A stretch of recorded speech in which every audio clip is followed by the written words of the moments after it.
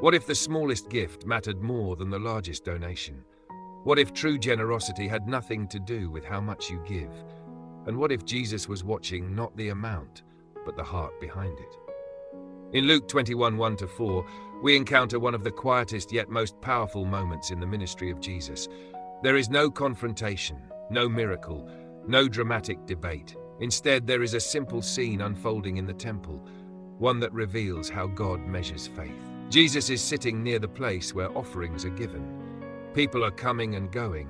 Wealthy worshippers arrive, dropping large sums of money into the treasury. The sound of coins echoes. Their gifts are visible, impressive, and publicly noticeable. Then someone almost invisible steps forward. A poor widow approaches the offering box and drops in 2 very small copper coins. Together they are worth almost nothing, barely enough to be noticed, barely enough to buy food for a day. Most people would not even look twice. But Jesus does. He calls his disciples to him and says something that turns human logic upside down. "Truly I tell you," he says, "this poor widow has put in more than all the others." More? How could that be? Jesus explains that everyone else gave out of their wealth. They gave what they could afford to lose. But this widow gave out of her poverty. She put in all she had to live on. In God's eyes, her 2 small coins outweighed every large gift given that day. This moment forces us to rethink generosity entirely. Jesus was not impressed by numbers. He was not moved by public display. He was not measuring the weight of the coins, but the weight of the sacrifice. The widow's offering was not generous because of its size. It was generous because of its trust. She gave everything. To understand the depth of this moment, we must consider who this woman was. Widows in ancient society were among the most vulnerable. Without a husband, they often had no steady income, no legal protection, and little social standing. Many lived day to day, dependent on charity. Just before this scene, Jesus had warned against religious leaders who devour widows' houses. Now, in striking contrast, he points to a widow who gives everything she has to God. The system failed her, people ignored her, but Jesus saw her. This is one of the clearest revelations of God's heart in all of Scripture. God notices what the world overlooks. The widow did not give because she was comfortable. She gave because she trusted God more than her remaining coins. Her offering was an act of faith, not security. And that is what made it priceless. Jesus did not say the wealthy were wrong to give. Their giving supported the temple and its work, but he revealed a deeper truth.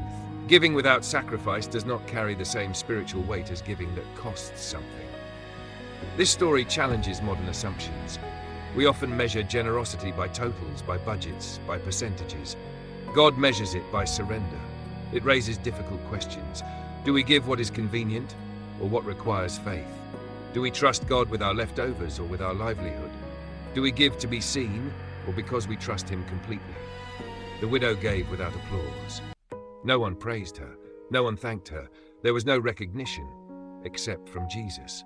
And that is enough. This moment also reveals something about how Jesus sees worship.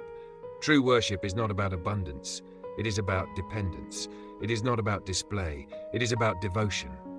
The widow's offering was a prayer without words. It said, "God, I trust you with everything." That kind of faith cannot be faked.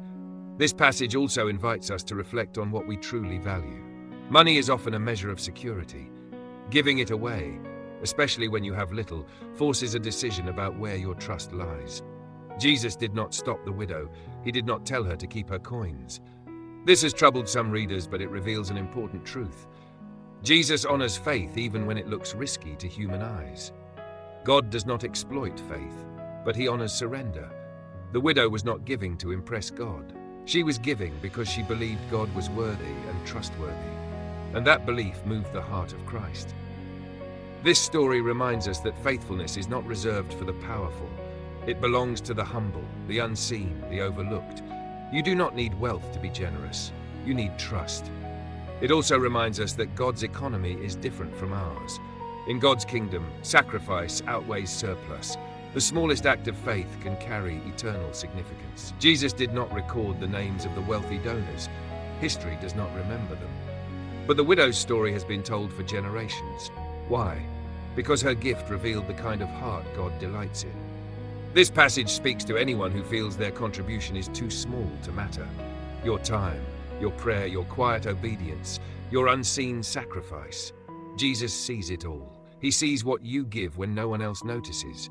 He sees the cost behind your faith. He sees the moments when obedience requires trust rather than comfort, and he calls that greatness. The widow's offering also prepares us for what lies ahead in Luke's gospel. Jesus himself is about to give everything. Not a portion, not what he can spare, everything. Her 2 coins foreshadow his cross, total surrender. This is the heart of discipleship. Not how much we keep, but how fully we trust. As you continue watching this video, I invite you to reflect honestly. What does generosity look like in your life? Not just financially, but in time, compassion, forgiveness, and faith.